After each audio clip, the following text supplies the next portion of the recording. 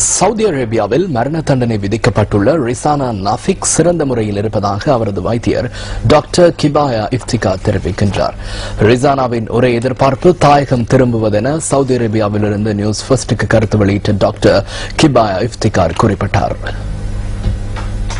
நான் 3 கிழமைக்கு முன்னர் ரிசானாவை விசிட் பண்ணினேன். அவரோட சுகம் எல்லாமே நல்லா தான் இருக்கு. அவருக்கு இந்த அவர மரண தண்டனை விதிக்கப்பட்டிருக்கிறது, கன்ஃபார்ம் ஆக்கப்பட்டிருக்கிறது பத்தி எதுவுமே தெரியாது. அவர் விடுதலையாகி தாயிட்ட போகணும், தாய் நாட்டுக்கு போகணும்ன்ற ஒரே ஒரு ஏக்கத்தோட மாத்திரம் தான் ரிசானா இருக்கிறார். அதே நேரம் இவருக்கு உள்ள மரண தண்டனை நிச்சயமாக்கப்பட்டிருக்குது.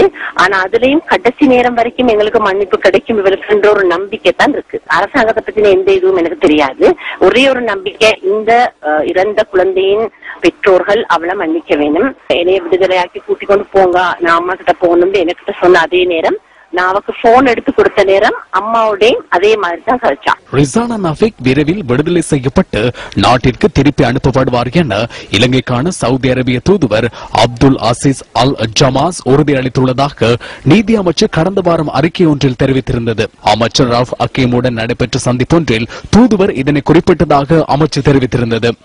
எனினும் ரிசானா நாஃபிக்கை விடுதலை செய்வது தொடர்பில் சவுதி அரேபிய அரசாங்கம் சாதகமான பதிலொன்றை இதுவரையில் வழங்கவில்லை என வெளிவிவகார அமைச்சின் உயர் அதிகாரி ஒருவர் நியூஸ் ஃபர்ஸ்டுக்கு தெரிவித்தார். இந்த விடயம் தொடர்பில் வெளிவிவகார அமைச்சின் அதிகாரிகளுக்கும் சவுதி அரேபிய அதிகாரிகளுக்கும் இடையில் தொடர் பேச்சுவார்த்தைகள் இடம்பெறுவதாக குறிப்பிட்ட அவர், உயிரிழந்த குழந்தையின் பெற்றோர் ரிசானா நாஃபிக்கிற்கு இதுவரை மன்னிப்பு வழங்கவில்லை என தெரிவித்தார்.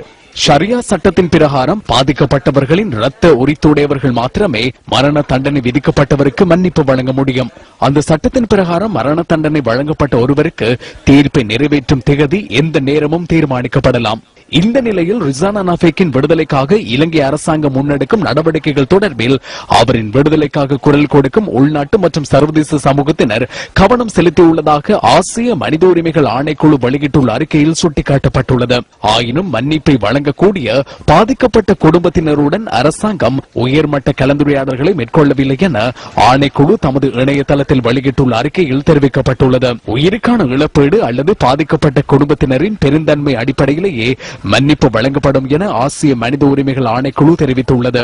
ரிசானா நாஃபிக்கை பாதுகாப்பதற்கு ஜனாதிபதி மற்றும் இலங்கை அதிகாரிகள் உயர்மட்ட பேச்சுவார்த்தைகளை மேற்கொள்ள வேண்டும் என ஆணைக்குழு மேலும் வலியுறுத்தியுள்ளது. இதேவேளை சவுதி அரேபியாவில் மரண தண்டனை விதிக்கப்பட்டுள்ள ரிசானா நாஃபிக்கின் மூதூரில் அமைந்துள்ள வீட்டிற்கு நாம் இன்று பகல் சென்றிருந்தோம். நாம் ரிசானாவின் வீட்டிற்கு சென்றிருந்த வேளையில் அவரது தாய், தங்கை மற்றும் பாட்டி ஆகியோர் அங்கே இருந்தனர். தமது மகள் உயிருடன் நாடு திரும்ப வேண்டும் என்பதே தமது ஒரே எதிர்பார்ப்பு என அவரது தாய் தெரிவிக்கிறார். ரிசானாவை எல்லாரும் மௌலைமார் எல்லாரும் சேர்ந்துதான் துவா கேட்கிறா வந்துடணும்னு சொல்லி ரிசானா கஷ்டத்தலைமையெல்லாம் போனேன். இருக்க தம்பி தங்கச்சி எல்லாம் படிக்க வைக்கிறதான போனேன். அவளை படிப்பையே கலந்து பிடித்தாவ போனேன். இருக்காக்களை நான் படிக்க வைக்கிறதுக்கு வாப்பாக்கு சரியான பிரச்சனை டைம் அப்படி ஒரு கஷ்டத்துல ரிசானா வெளிநாட்டுக்கு போனேன். ரிசானாக்கு போறதுக்கு அனுமதியும் இல்லை. வெறும் நம்மகிட்ட தான் ரிசானாவை அனுப்புனது வெளிநாட்டுக்கு. என்ன செய்யறது, இதுக்காக்களை நான் படிக்க வைக்கிறதுக்கு வீடு வாசல் இல்லை, ஒண்ணும் இல்லை. அப்படி வாழ்க்கை இப்படி வாழ்ந்துகிட்டு இருக்கு. இன்றைக்கு திண்டா நாளைக்கு இல்லை, நாளைக்கு திண்டா நாளைக்கு இப்ப வாப்பா ஹாஸ்பிட்டல் இருக்க சரியான வருத்தத்துல ரிசானாவை என்ன நடவு நினைச்சு